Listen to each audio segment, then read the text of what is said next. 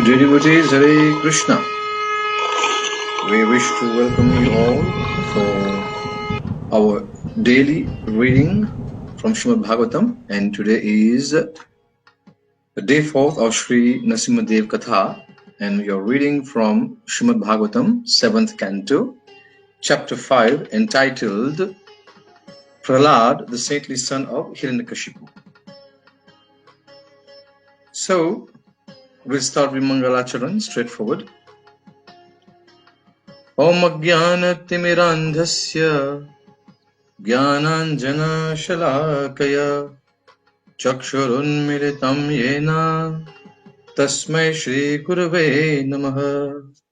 Shri Chaitanya Manobhishtam Sthapitam yena bhutale Swayam Rupaha kada mahyam Dadati swapadantikam.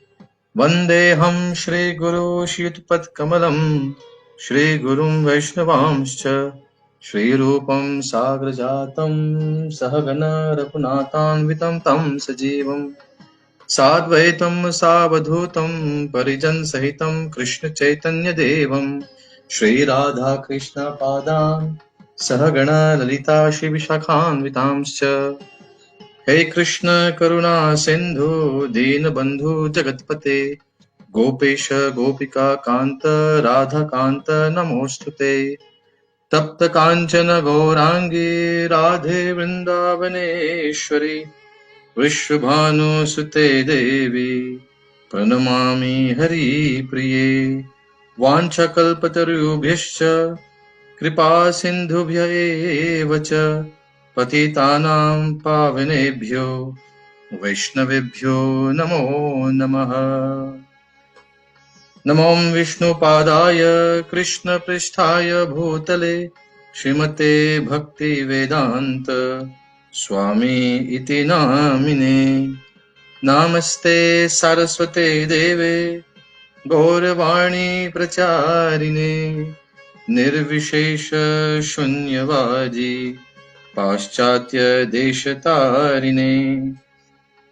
Jai Shri Krishna Chaitanya Prabhu Nityananda Shri Advaita Gadadhara Shrivasadi Gaur Bhakta Vrinda. Hare Krishna Krishna Krishna Hare Hare Hare Rama Rama Rama Hare Hare. Om Namo Bhagavate Vasudevaya. Om Namo Bhagavate Vasudevaya. Om Namo Bhagavate Vasudevaya. So, dear devotees, we wish to welcome you all for our day 4 of Sri Nrsimha Dev Katha.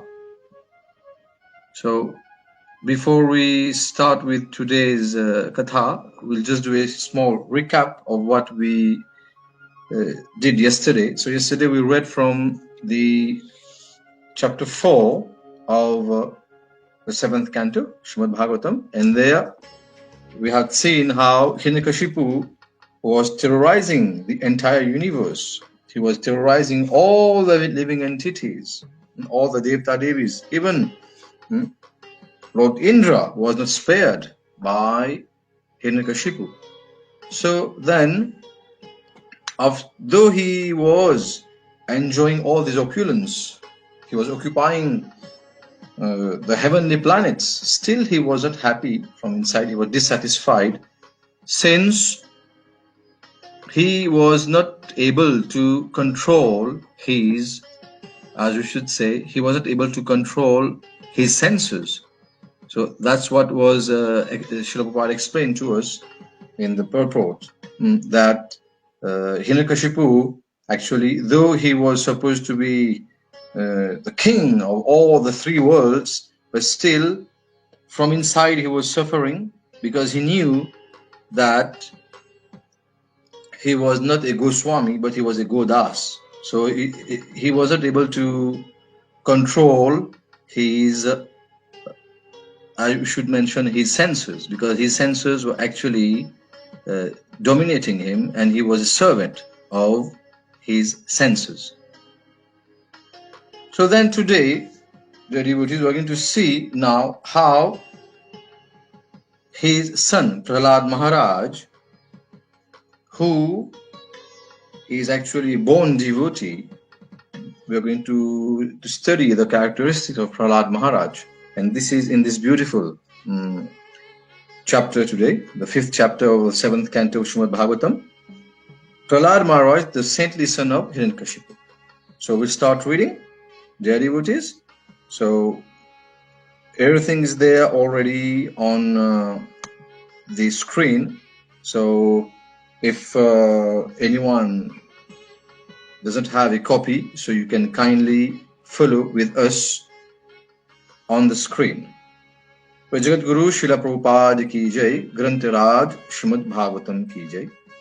So we'll do 2 mantras before we start reading, as is, you're supposed to be glorifying Śrīmad Bhagavatam and take the blessings of all the Vaishnavas and also the blessing of Srila Vyasadeva, Sri Narnarayan Rishi, and also of Mata Saraswati. Narayanam namaskritya naram chaiva narotamam devim saraswatim vyasam tato jayamudirayet nashtaprayeshu bhadreshu nityam bhagavata sevaya bhagavati tam shlokir bhaktir bhavati naishtiki. So we'll start with the first text today from this chapter. Shri Narada Uvacha Paurohityaya Bhagavan Vritah Kavyah Kila Sureha Ṣaṇḍa and Amarka Sutotasya Daitya Raja Grihantike. So here, Sri Narada Muni is still explaining to Yudhishthira Maharaj, because Yudhishthira Maharaj asked a question, as yesterday we mentioned, that Yudhishthira Maharaj wanted to know how come that a father or a mother, we know they are supposed to be affectionate, but still, how come that Hiraṇyakāśipu had such a, we should say, a devoted son like Prahlāda Mahārāja. He was such a good son with all good qualities, endowed with all good qualities, divine qualities, but still Hiraṇyakāśipu was always envious of him and wanted to harm him.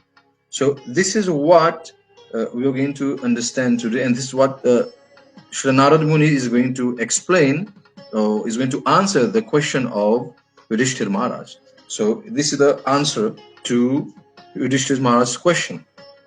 So the great saint Narada Muni said, the demons headed by Hiraṇyakāśipu accepted Śukrācārya as their priest for ritualistic ceremonies. Śukrācārya's 2 sons, Ṣaṇḍa and Amarka, lived near Hiraṇyakāśipu's palace. So we're going to see how these 2 sons, so-called Brahmins, we should say, they are going to become the teachers of Prahlāda Mahārāja.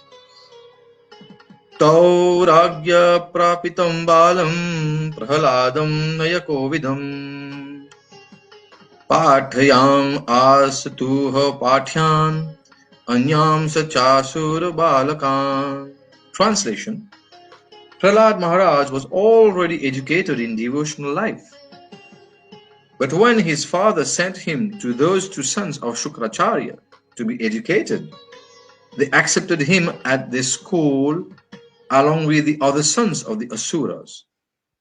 So here already there's an indication that Prahlāda Mahārāja was already educated in devotional service. By whom? By Srila Narada Muni. This Katha is coming. The day tomorrow we are going to talk about this. How when Prahlāda Mahārāja was in the womb of his mother, Mata Kayadu.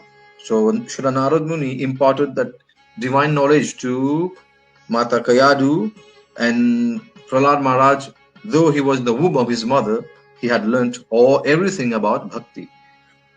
But when his father Hiraṇyakāśipu sent him to those 2 sons of Śukrācārya, Ṣaṇḍa and Amarka, to get education, so they accepted him at their school along with the other sons of the Asuras. And we're going to see what kind of education they are going to give to Prahlāda Mahārāja, and how Prahlāda Mahārāja is going to accept this kind, whether he's going to accept or reject. Yat tatra guruna proktam shushruve nupapathacha nasadhu manasamene saparasada grahashrayam.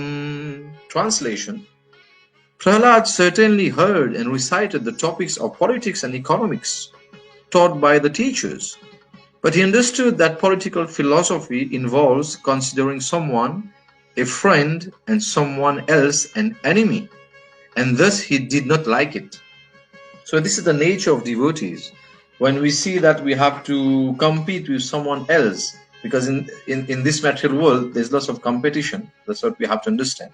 So this is Prahlāda Mahārāja, being a pure devotee, he was understanding that in this kind of study where he has to study politics, economics, so then what's going to happen to him? He will have to consider someone as a friend and someone as an enemy.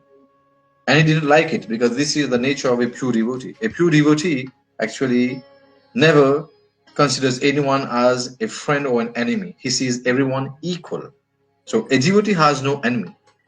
So this kind of education was not kind of appealing to Prahlāda Mahārāja. He was not liking this kind of education. Ekada surarāṭaputram ankam āropya pandava prapacha kathyatam vatsa manyate sadhu yat bhavan.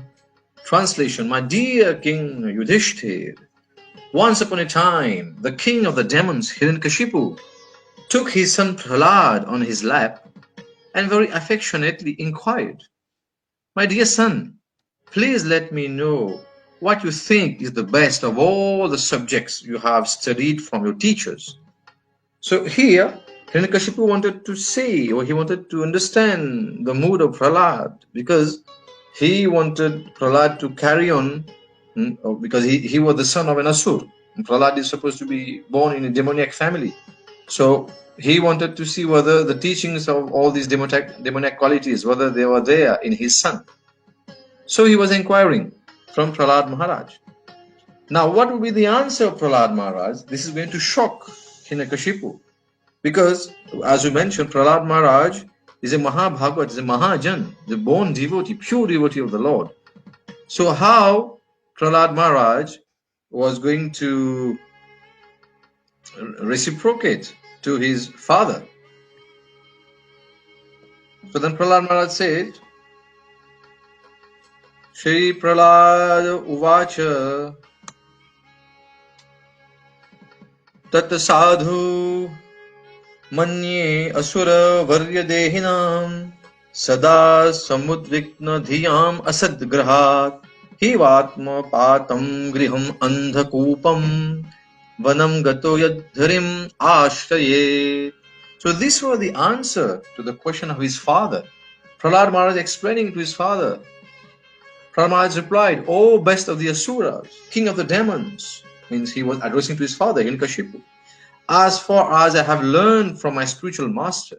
So here, Prahlāda Mahārāja is not relating to his teachers who were there as Ṣaṇḍa and Amarka, but actually he was referring to Srila Narad Muni, who was his spiritual master. So he mentions here, as far as I have learned from my spiritual master, any person who has accepted a temporary body and temporary household life is certainly embarrassed by anxiety because of having fallen in a dark well where there is no water but only suffering. So he very tactfully replied to this question to his father. So he wanted to explain to his father that there is only suffering in this. If someone is only behind material education, he is going to suffer. One should give up this position and go to the forest. Van. Now more clearly, one should go to Vrindavan. Now he mentioned forest as Van, but which Van? Where exactly should one go? He mentions, moreover, one should go to Vrindavan. Why Vrindavan? Where only Krishna consciousness is prevalent. That's why we have asked all devotees, family, friends, and well-wishers once in lifetime. Though now is not the proper time to travel to India, but if you have time and when things get better, we should make a must and go to Vrindavan, where there you're going to get that kind of that spiritual environment, because Bhagwan personally was present there when he was doing his pastimes. So then Prahlāda Mahārāja is explaining to his father, to which one should one go? More clearly, one should go to Vrindavan, where only Krishna consciousness is prevalent, and should thus take shelter of the Supreme Personality of Godhead. We should know that Bhagavan Shri Krishna, as Vrindavan Krishna, never leaves Vrindavan. He's always there in Vrindavan. So if anyone goes there, he can feel that. We need to have that kind of, that level of bhakti to be able to feel the presence of Bhagavan in Vrindavan. With our mundane eyes, it's very difficult to understand that. But still, those who have the chance to go to Vrindavan might have already experienced that. So we move to the next verse, text 6. Shri Narada Uvacha Shrutva Putra Giro Detyah Parapaksha Samahitaha Jahasa Buddhir Balanam Vidyate Parabuddhibhi. Narad Muni continued, when Prahlāda Mahārāja spoke about the path of self-realization in devotional service, thus being faithful to the camp of his father's enemies, Hiraṇyakaśipu, the king of the demons, heard Prahlāda's words, and he laughingly said, "This is the intelligence of children spoiled by the words of the enemy." So Hiraṇyakaśipu was now concerned because he was a demon. He wanted his son also to become a demon. So as we see, even in this material world, most of the time, if someone is a big business tycoon, a big businessman, he would like his son to become also a big businessman. If someone is a doctor, he would like his son to become a doctor, or a daughter also to become a doctor. So the same situation has been prevalent. So Hiraṇyakaśipu was an asur, a demon. So he wanted his son also to become a demon.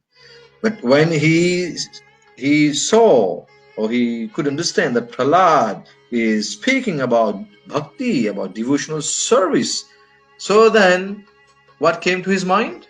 He said, "Thus is the intelligence of children spoiled by the words of the enemy." And who was the enemy? The enemy was supposed to be the Devata Devis and the Rishis. So he was somewhere referring to Srila Narad Muni, who had been preaching, or who had been, or we should say, who imparted this science of bhakti, the science of self-realization, to Prahlāda Mahārāja when he was still in the womb of his mother. So we move to the next verse, text 7.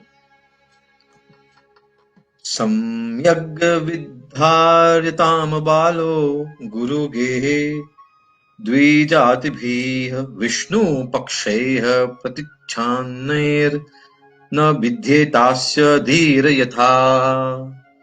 Translation. Hiraṇyakaśipu advised his assistants, "My dear demons, give complete protection to this boy at the Gurukul, where he is instructed, so that his intelligence will not be further influenced by Vaishnavas who may go there in disguise."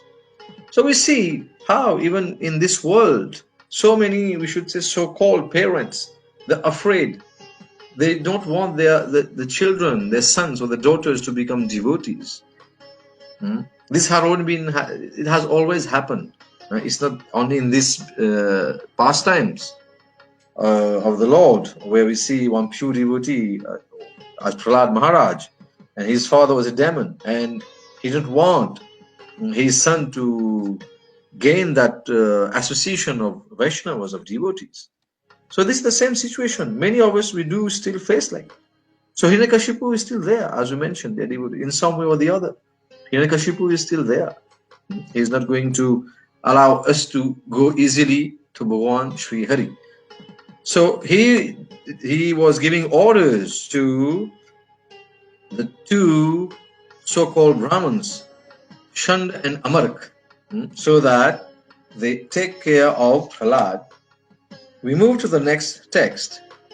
Griham anitam ahuya Prahlādam daitya yajakaha prashasya shlakšnaya vacha samaprichanta samabhi. Translation. When Hiraṇyakashipu's servants brought the boy Prahlāda back to the Gurukul, the place where the Brahmins taught the boys, the priests of the demons, Ṣaṇḍa and Amarka, pacified him. So Ṣaṇḍa and Amarka, they were also asuras. They were the sons of Śukrācārya. So they wanted to know now. They wanted to know from Prahlāda Mahārāja how or from where he had gained this knowledge or knowledge about bhakti, the science of bhakti. So with very mild voices and affectionate words, they inquired from him as follows. So beware, dear devotees, we also are surrounded by Ṣaṇḍa and Amarka, because most of the time when we are those who are new to devotional service, new to bhakti, so they'll always be asked so many questions in the same way with very mild voices and affectionate words from, we should say, family members, friends who are against devotional service, against bhakti. So they're going to ask, and now how should we deal with the situations? This we are going to learn also how Prahlāda Mahārāja is going to answer to them and how he's going to deal with them here. So we see here now in the 9th verse, Vatsa Prahlāda bhadram te satyam kathayama amrisha balanati kutastobhyam esha buddhi viparyayaha. So dear son Prahlāda, all peace and good fortune unto you. So they are using diplomacy now, that kind of diplomacy. Kindly do not speak lies, just reply with the truth. These boys you see are not like you, for they do not speak in a deviant way. So we see here, Prahlāda Mahārāja had become someone who was considered to be deviant. Why? Because he being born in a demoniac family, he was talking about bhakti. So for them, they just found it to be something which is deviant. So how have you learned these instructions? How has your intelligence been spoiled in this way? You could just imagine this situation. If someone is doing bhakti and how demoniac people, those who have those asuri bhav, they are going to ask that your intelligence has been spoiled. So we should be very, very careful when we deal with people who are not in devotional life or those who are not practicing bhakti. And we should know how to reply to them. That is one of the teachings of Prahlāda Mahārāja, with all due respect, because each and every living entity is supposed to be a bhakta. Jive Swarupoi Nityar Krishna Das, Nityar Krishna Das. We are all eternally servant of Bhagavan, Shri Krishna. But due to our association with the inferior energy of the Lord, we are due to our association with Maya, we have forgotten that position. And that's why we have people who have those asurik bhav, or we should say those demoniac qualities. So in the verse number 10, we read together, Buddhi bhedaha parakrita utahote sato bhavat bhanyatam shrotu kamanam gurunam puranandana. Translation, O best of your family, has this pollution of your intelligence been brought about by you or by the enemies? Now, for them, they are asking, they're confirming from Prahlāda Mahārāja, from where he got all these, as you mentioned, knowledge about bhakti, the science of self-realization, from where he has got that. So, did it come from himself, from Prahlāda Mahārāja himself, or did it come from the enemies? And we should know here, the enemies, they're referring to the Devta Devis, or the saintly persons, the Vaishnavas. We are all your teachers and are very eager to hear about this. Please tell us the truth. So we see here how diplomatically, Ṣaṇḍa and Amarka are inquiring from Prahlāda Mahārāja, who is just a small boy. Now he's being questioned. So what will Prahlāda Mahārāja answer to them? The answer is given now. Shri Prahlāda Uvacha Parah Swasya Chetya Sadagraha Om Samyan Mayaya Kritaha Vimohita Dhiyama Drishtas Tasmai Bhagavate Namaha. Translation.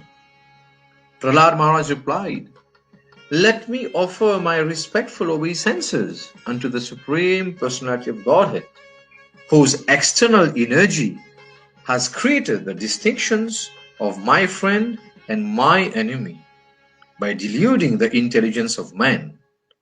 Very interesting point to be noted here, that Prahlāda Mahārāja is teaching to us also, that how do we consider someone to be a friend and how do we consider someone to be an enemy? Because Ṣaṇḍa and Amarka, the two teachers, they were asking Prahlāda, how come that you have got this knowledge about Vaishnavism, about bhakti, from the enemies? So they were seeing the Devata Devis as enemies. But here, Prahlāda Mahārāja is replying to them and telling them that this concept or this distinction between friend and enemy actually comes from what? It comes from the external energy of Bhagavan Shri Krishna or Bhagavan Shri Hari. And what does Maya do? The external energy or the Bahirang Shakti. So it deludes the intelligence of man. So indeed, I am now actually experiencing this, although I have previously heard of it from authoritative sources. So Prahlāda Mahārāja is saying, he's explaining to them that he's saying now how Ṣaṇḍa and Amarka were considering the Asuras to be their friends and the Devata Devis are their enemies. So why were they making such kind of distinction? It is because of the external energy of the Supreme Personality of Godhead. And it's very beautifully explained in Bhagavad Gita that till we surrender at the lotus feet of Bhagavan Shri Krishna, of Bhagavan Shri Hari, it's very, very difficult, we should say near to impossible, to be able to surpass the external energy. The external energy or Maya, consisting of the three modes of material nature, as explained in the chapter 7, the Bhagavad Gita, chapter 7, text 14. Devihisha gunamayi mama maya durutya mameve prapadyante maya metam tarantite. So only those who surrender at the lotus feet of Bhagavan Shri Krishna, only they can surpass this Devi Shakti or this external energy consisting of the three modes of material nature. So this is how Prahlāda Mahārāja is answering to the question set by Ṣaṇḍa and Amarka. We continue to read from text 12. Sayada nuvrataha pumsam pashu buddhir vibhidyate anya esha tathanyaham iti bheda gata sati. Translation. When the Supreme Personality of Godhead is pleased with a living entity, because of his devotional service, one becomes a Pandit and does not make distinctions between enemies, friends, and himself. So this line also is very, very interesting. We can relate to the verse from Bhagavad Gita, from chapter 5, where it's mentioned how a Pandit, who is a Pandit? Someone who sees each and everyone with the same vision, because he knows that Bhagavan in the form of Paramatma is there in the heart of each and every living entity. Vidya vinay sampanne brahmane gavi hastini shuni chevashapakicha panditaha samadarshina. So a Pandit is samadarshi. He is going to see each, everyone, whether it's as mentioned, Vidya vinay sampanne brahmane gavi hastini. Brahman, he sees the Brahman. Gavi means a cow, hastini, an elephant, or any living entity with the same vision. So this is the difference between someone who has a mundane vision and someone who has, we should say, that divine vision. So a Pandit doesn't make distinctions between enemies, friends, and himself. Intelligently, he then thinks every one of us is an eternal servant of God, and therefore we are not different from one another. So this is how a devotee thinks, and this is how Prahlāda Mahārāja is answering to the questions set by Ṣaṇḍa and Amarka. In the next verse, text 13, Prahlāda Mahārāja continues to reply to the questions. So the reply, his answers are still ongoing. We read now together. Sa esha atma saparetya buddhibhir duratyayanu kramano nirupyate moyanti yat vartamani vedavadino brahmadayo hisha bhinnati matim. Translation: persons who always think in terms of enemy and friend are unable to ascertain the super soul within themselves. This is another very interesting lesson here, that till we are going to consider someone as a friend and someone else as an enemy, then we won't be able to see Paramatma. He's there. He's there in our heart. So if we can't see Paramatma in the heart of others, then how can we see Paramatma within ourselves? So that's what here Prahlāda Mahārāja is explaining. Not to speak of them, even such exalted persons as Lord Brahma, who are fully conversant with the Vedic literature, are sometimes bewildered in following the principles of devotional service. Now, the same Supreme Personality of Godhead who has created this situation has certainly given me the intelligence to take the side of your so-called enemy. So this is how Prahlāda Mahārāja is replying to Ṣaṇḍa and Amarka. So we should not have enemies.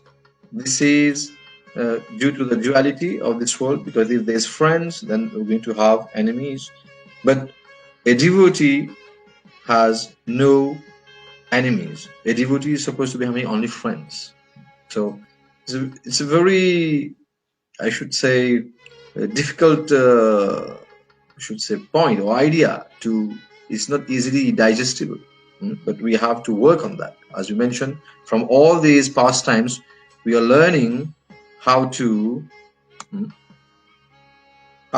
improve our own life.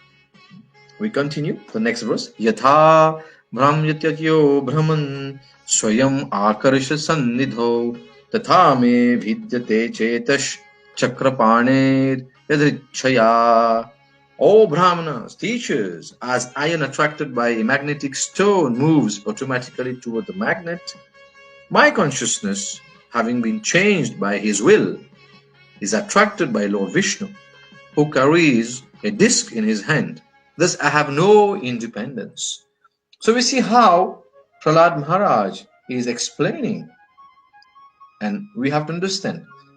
So, and we should always pray to Bhagavan, that the Bhagavan who is residing in our heart as Paramatma, as the Super Soul, may he always guide us from within.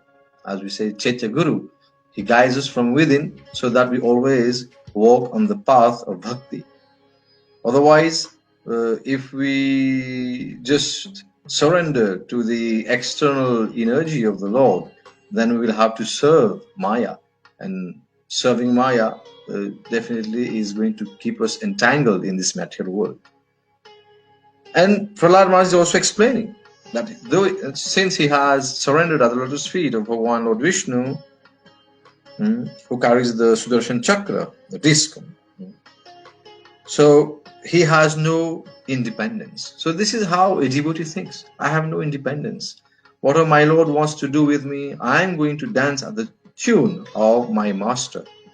This is how a devotee thinks, with lots of humility, always surrendering at the lotus feet of Bhagavan and depending fully on the mercy of the Lord. So we are going to move a bit faster, dear devotees, because now we are going to read text 15, and we'll see how from here Narad Muni is going to explain to Yudhishthir Maharaj What was the reaction of Ṣaṇḍa and Amarka after they heard the answers of Prahlāda Mahārāja? Shri Narada Uvacha Etavad Brahmana Yoktva Virarama Mahamatih Tam Sannibhartsya Kupitah Sudino Rajasevakah. Translation: The great Saint Narad Muni continued. The great Lord Prahlāda Mahārāja became silent after saying this to his teachers Ṣaṇḍa and Amarka, the seminal sons of Śukrācārya. These so-called Brahmanas then became angry at him